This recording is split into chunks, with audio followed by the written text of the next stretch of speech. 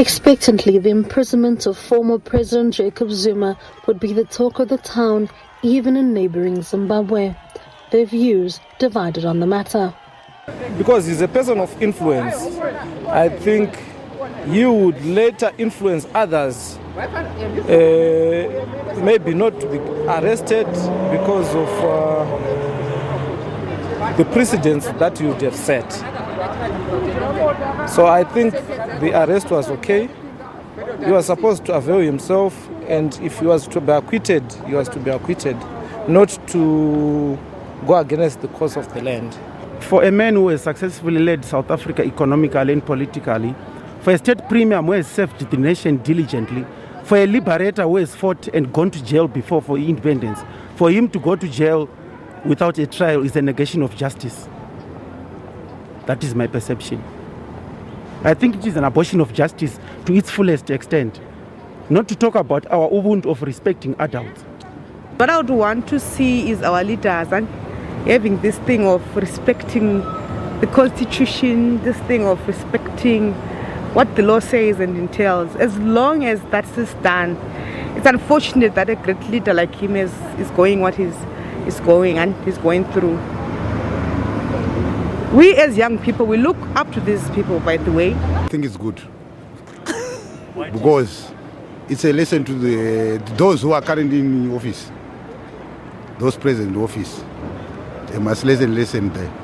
To arrest the former president of South Africa, it was wrong. Because he have one or two things which are good for the nation, which he did or which he do during his term in power. But in a country that knows too well the controversies around a former president, Love Momodoku, a political analyst, says Zuma's matter should not have ended up like this. I think that they didn't exhaust dialogue. They didn't exhaust mediation. And that would have been the best. In fact, after President Zuma ought to have appeared before the commission, the Zondo Commission, or they ought to have attended to some of his concerns about the Zondo Commission and so forth.